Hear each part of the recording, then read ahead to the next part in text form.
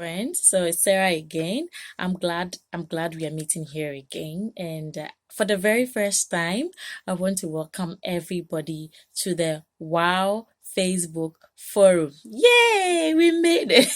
So as I posted earlier on, Wow stands for Words of Wisdom. Wow. So this is a forum, so it's not like a counseling section where Sarah comes and gives us everything. No, it's a forum where we discuss issues. We discuss issues concerning marriage, concerning relationships. So somebody asked me, "You're talking about marriage, marriage. What about we the singles?" I mean, it's both marriage and singles and relationships, everything that has to do with it.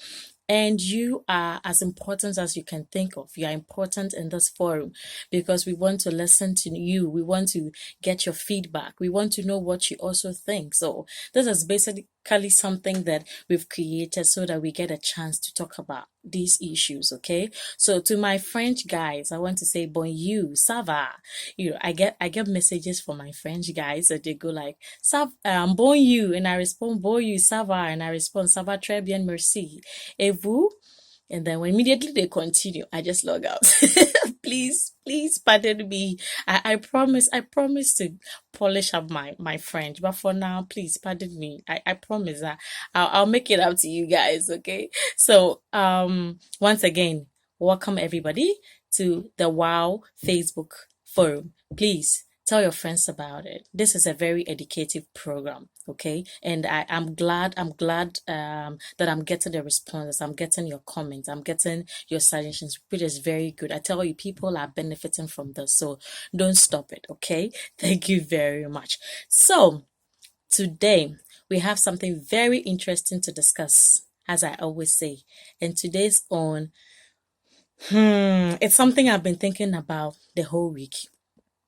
I've been researching about it. I've been asking myself questions, and I think you would love to be a part of the discussion. So today we want to talk about infidelity in marriages. Ish. It's ASMO, like it's what do I say? It's something that most people don't want to talk about, but it's happening. It's a reality. I mean, infidelity in marriages, as it's passionately called adultery. Infidelity, I'm borrowing the words of Esther Perel from her book, Rethinking Infidelity. And she says that infidelity is something that is universally forbidden. It's something that everybody frowns upon. But the same thing is universally practiced. So, like, seriously, what is going on?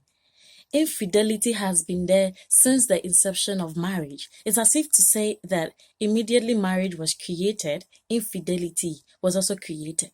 Seriously, I don't think anybody will want to get married just so they would cheat. No. So what happens? Infidelity has become the downfall of great men and women. I mean, talk about great men and women of God. Talk about presidents. Talk about your boss. Talk about somebody you least expected. Then you talk about beautiful homes that have been destroyed because of adultery. Talk about goals, aspirations, careers that have come down. Like my husband would say, this 5 to 20 minutes thing will just destroy somebody's whole career that they've worked for years. They've worked on for years. Infidelity. Seriously, what is it? And why do people cheat? I mean, infidelity has broken homes. You see beautiful marriages collapsing because of infidelity. It keeps happening everywhere. As we said, it's universally practiced, but the same thing is universally frowned upon. I mean, immediately I said somebody will go like, I mean, I want to apologize if you've been a victim of this. I want to really apologize, but we have to talk about this so that, it's not just about the fun of talking about it, but we want to talk about it so that we can try and prevent it. I mean, I'm not saying we will stop it because it's been happening, but I believe the more we talk about it, the more we'll be able to work against it. Yeah, we have to work against it. I mean, but the funny thing is that we used to think that men are the only ones who cheat. But I tell you, like a friend posted on his page, why do people think it's only men who cheat? Women equally cheat. And according to statistics, since 1990, the women are gradually, quickly bridging the gap of infidelity. Like it's happening like crazy. I chanced upon this crazy statistics and I'm going to share with you. So I got this from the Institute of Family Studies journal page, and this article was written by Wendy Wang, and the title of her article was "Who Cheats More?" And these were her findings. She said that from the ages of 18 to 29, women are more likely to cheat. Between 18 to 29, women are more likely to cheat. And there is a flip. When they get to 30 to 34, men are more likely to cheat. And then the interesting thing is that from 50 to 60 years, women are more likely to cheat. And then when you get to 70 and 80s, then men are more likely to cheat. Seriously, guys, what is happening? Like, what is this flip, at this age, these people, at this age, these people? And this was a recent find in 2017. So you ask yourself, what is happening? Why are people doing this? Why are men doing it? Why are women doing it? These are the reason why I'm asking, the question. I don't know how to put it, but it's happening. So let's talk about it. What is happening? And the other thing is that, who defines cheating? What constitutes cheating? How can we say this is cheating? Like, what did he do to make it infidelity? I don't know how to put it, but who defines it? So gradually the definition of infidelity is expanding. It's becoming all inclusive. Do you know that if you secretly watch pornography, you are cheating on your partner? Somebody will say, "Oh, I have never slept with any man apart from my husband. I have never slept with any woman apart from my wife. So, I'm pure." Says who? What does Jesus say? What did Jesus say? Jesus said that the fact that you look at a woman lustfully, you've committed adultery with that person. It's that serious. And then I like the definition of Esther Perel. She gave 3 elements that we can say, constitutes infidelity. And the first one is secretive relationship. When you're having a secretive relationship where nobody knows, you are cheating. And the second one is when you're having emotional connection with somebody, somehow, I don't know, somehow, when you begin to have an emotional connection with somebody, you are cheating. And then the last one is sexual alchemy. When you sit and you have your wildest imagination, wildest styles, sex positions with the person. So the first one, definitely secretive relationship, will gradually lead to what? You having the ultimate, making love with the person. Should I even call it making love? I would just say having sex with a person. But sometimes you ask yourself, when people indulge in these things, do they do they do they ask themselves, what is the effect of what I'm doing on my partner? Do they think about the consequence of what they are doing? So I'm just coming back to the question. Why do people cheat? My dear brother, my dear sister, I want you to help me. Why do people cheat? I know when I posted, some people were like, "Oh, when people don't have the fear of the Lord in them and blah, blah, blah, blah, blah." Yes, per my research, I found out that most people cheat because of the longing to find something better. People cheat because they want to get something better somewhere that they are not getting now. There's a hollow in their heart. There is a longing, there's a desire. Maybe I should just try this. They seek for satisfaction somewhere else. And that is what leads them to do that. And I think somebody just said, "Yes, my sister, exactly, exactly. I need something more. That's why I did it. I need something more. That's why I'm thinking of doing it." But my next question to you, my dear brother, my sister, is that, are your actions justified? Can we justify infidelity? Is it justifiable? Do you think you have enough reason to do it? Do people have enough reason to do it? Is that an excuse to doing it? And the next question would be, is it intentional? Do people plan to cheat? Or does it just happen? Sometimes you hear people say, "Oh, I didn't plan it. It just happened. It was a one-time thing." And I don't believe that. I don't believe that. Because let me take it from the woman's perspective. Before a woman would cheat, I tell you, she has calculated it. She planned it. I mean, it took months, days to think about it. She scheduled it. She timed it. That so and so date I'm going to do this. That's from a woman's perspective. That's what I think. Because a woman will not just stand up unless she's raped, God forbid, unless she's raped. But if she wasn't raped and she actually did it, then she planned it. She really, really planned. It was intentional. And for the men, some would say that I wasn't into it. It was the lady who pushed me. The lady was, unless, I would say, unless you were dragged.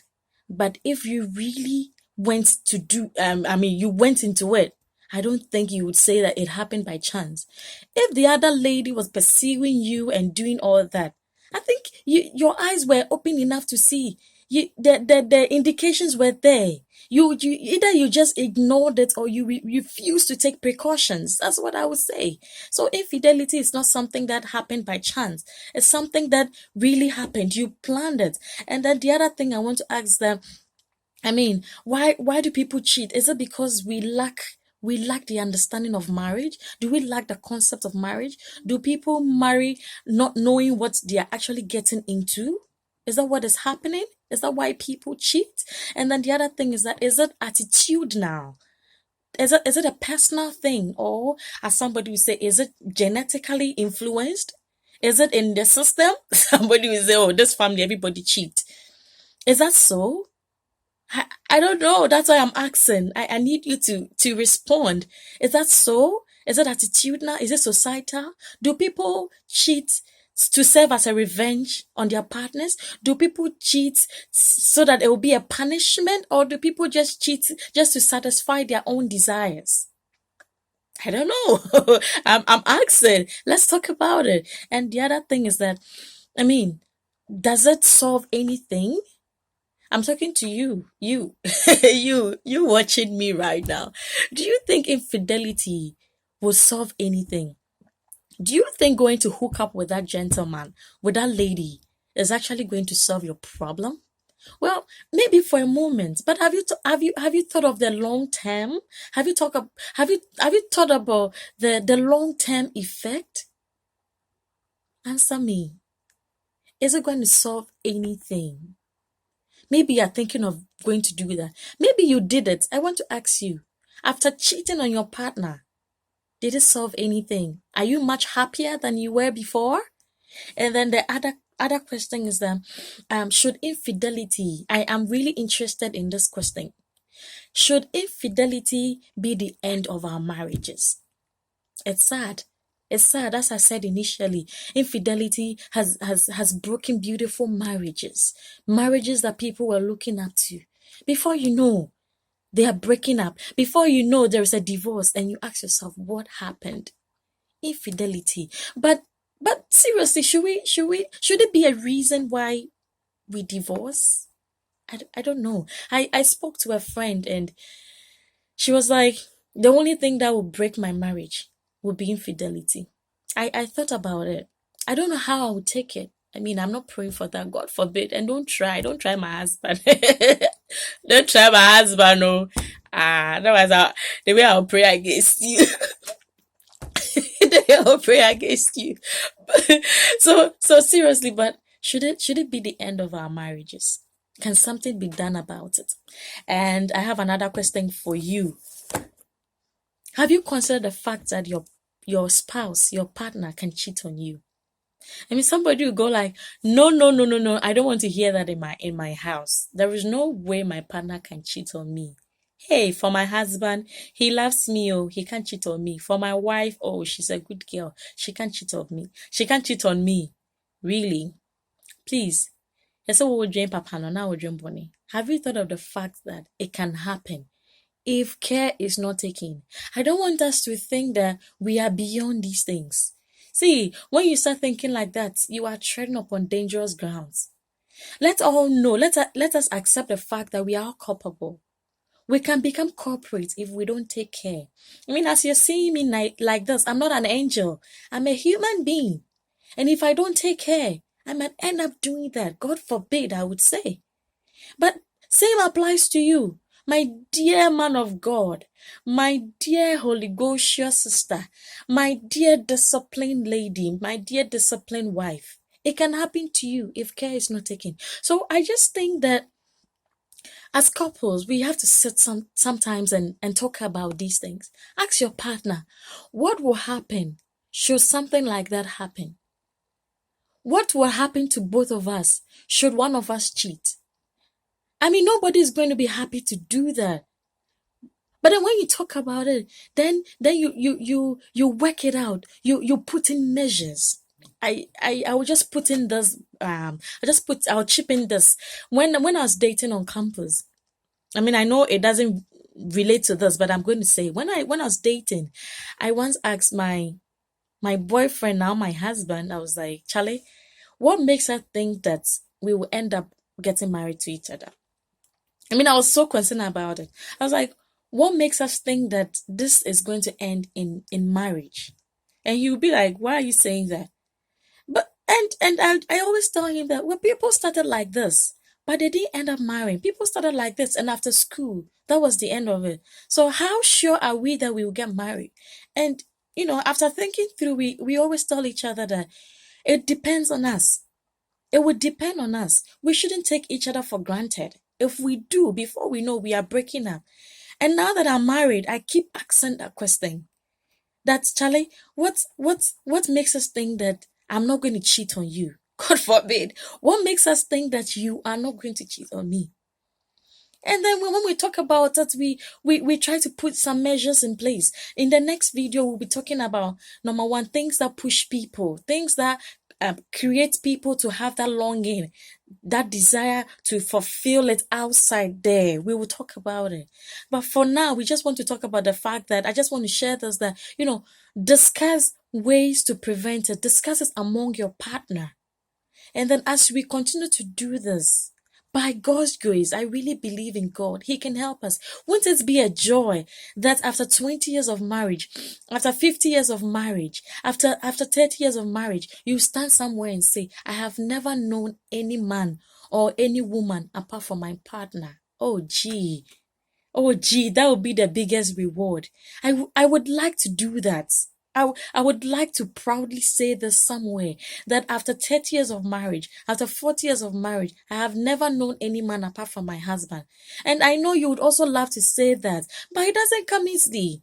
We have to put measures in place. So I'm just going to end on this note, but I'm just asking you, take note of some of the questions I put there and bring in your suggestions. And I believe the more we do this, the more we will fight the enemy, the more we will fight this canker that is killing our society. So please, I'll be expecting your comments. I'm going to do the next video and try to answer the question of whether you should tell your partner that you cheated. Okay, so I'll be expecting your comment. God bless us all, and I believe that we can do this. Okay, by his strength we can do this. Ciao.